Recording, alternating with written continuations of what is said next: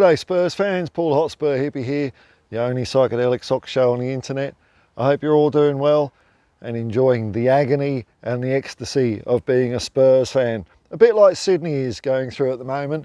The agony of all the posho locals after a beach party left a mess that took the council literally hours to clean up, and they're all gearing up to watch the government gather together about, I don't know, a few $1 million and set fire to it on Harbour Bridge.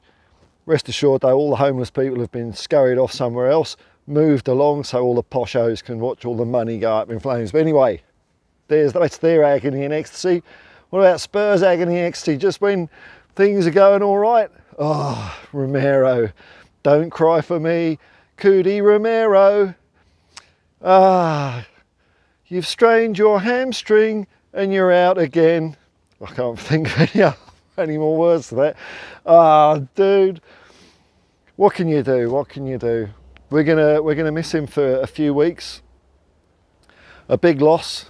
I wonder what defence will line up tomorrow morning against Brighton. Will it be the dynamic defensive combo of Eric Dynamo Dyer and Ben Davies? He hasn't even got a nickname, although he looks like Crispin Glover. So maybe Crispin, Ben Crispin Davies, because he is a bit of a Crispin on the pitch, isn't he? Who knows what it's going to be. Now, the other fixtures that were played, no more favours given, which is fine. Someone's coming, I'll just pause it.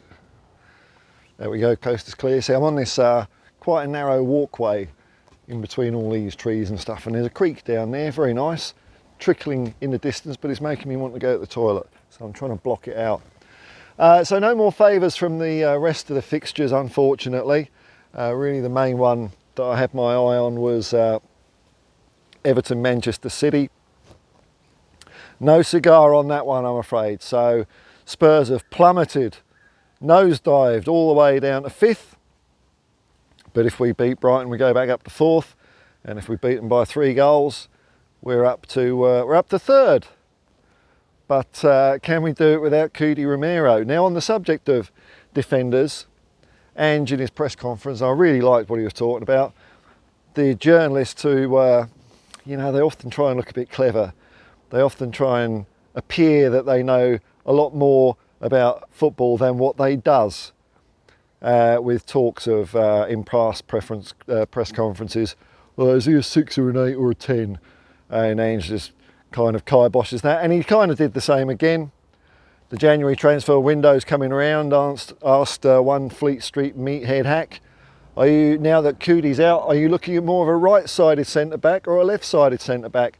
And Ange is just going, well, it's just a centre-back, isn't it? Basically, what are you on about? Why in this boxed-in world do people think players are so specialised? I mean, maybe some are, but I don't want them at Tottenham, because having a bit of versatility has dug us out of the pup in the last couple of games. And hats off to Ben Davies. He had a bit of a dodgy game last game, but he's doing a job. They're on to me. They're on to me. It's a fair cop. Look at that. Keeping Australia safe. Maybe there's another beach party going on, who knows? That will take literally hours to clean up. Oh, put those poor residents their own private beach, but it isn't private. It's not their beach at all. So versatility, yeah. I hold my head in my hands sometimes when people talk about 6, 8s and 10s and left sides and right sides of centre back. Like, what 5 yards? 5 yards. You move 5 yards to the left and you're inoperable. It's crazy. So it was kind of it appears to be just a bit of fortune that Mickey van der Ven was the right guy for the team, and he just happens to be playing on the left. No big deal. The window opens 11 hours after all the millions of dollars are set fire on Sydney Harbour Bridge. And I think Ange is hinting that we're going to do some early business. But that remains to be seen, doesn't it? There's a lot of moving parts. I've heard the expression is moving parts in signing players these days. So just because we want it doesn't mean it will happen necessarily. But hopefully, if I had my wish list, I think I'd be after a left back, a centre back, and a midfielder to replace whoever's going, whether that's Gio Lo Celso or Højbjerg, one of those two. An upgrade. Up front, I'm not busting a gut at the moment, to be honest, really. I'm not busting a gut. Richarlison showing a bit of form. Centre forwards are notoriously expensive. Sometimes they don't work out.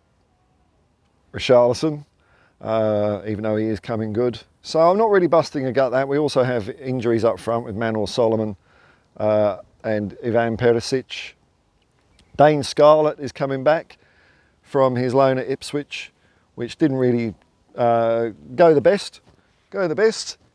Oh look, someone's still here, 2022. I wonder if they'll come back for 2023. Oh no, it is 2023.